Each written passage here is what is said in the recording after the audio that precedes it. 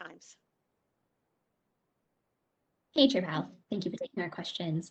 I was wondering if you could follow up a little bit on your response to Rachel at the very beginning and talk a little bit about how we should understand what full employment means in a world that, as you mentioned, is pretty roiled. All the data has been pretty roiled by the pandemic, and we're not really sure where EPOP is going to settle in. We're not sure where participation is going to settle in, and wages are already looking, decent. So I guess I wonder what full employment means in this context and sort of how you're thinking about those wage data.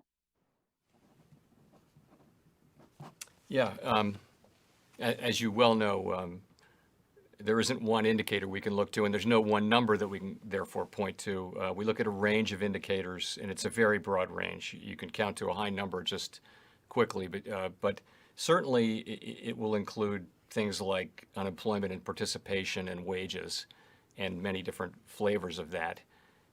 So, how do we think about it? A couple things.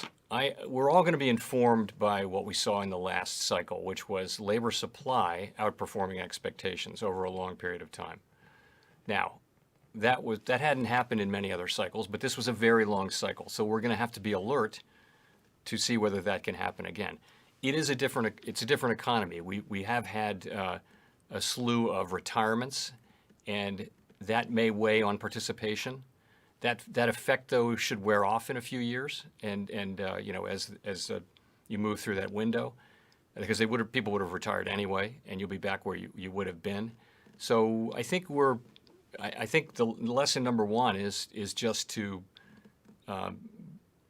be careful about assessing maximum employment, and I think during the last cycle there were waves of concern that we were reaching full employment as early as 2012 when I arrived at the Fed, and 8 years later, we were still creating jobs, and it was quite remarkable. So we're all going to be informed by that. At the same time, we understand this is a different economy. The demographics people are getting older, and that should have a secular effect of reducing participation over time.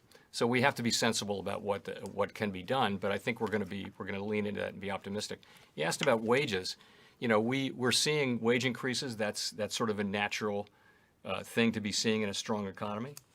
And what we're seeing is that we don't see anything that's troubling, in the sense of what would be troubling would be, very wide across the economy, wages at unsustainable levels. Without high inflation. In other words, wages in excess of productivity and inflation, but by a meaningful amount broadly across the economy, sort of forcing companies to keep raising prices and getting into a wage price cycle. That's the old formula one of the old formulas for having high inflation. We don't see anything like that now. We do see high wages. We see them for people who are mostly new, entering into new jobs, many of them in low-skilled jobs, and but we do think you've got a thing in the labor market right now where supply and demand are just not matched up well, and we think it's a flexible economy, and it will clear. There will be a level at which supply and demand meet, and we think that'll be happening in coming months. So, but the last thing I'll say is, again, if you look at the forecasts, we're going to be in a very strong labor market. Pretty quickly here. There's still a big group of unemployed people, and we're not going to forget about them. We're going to do everything we can to get people back into work and give them the chance to work.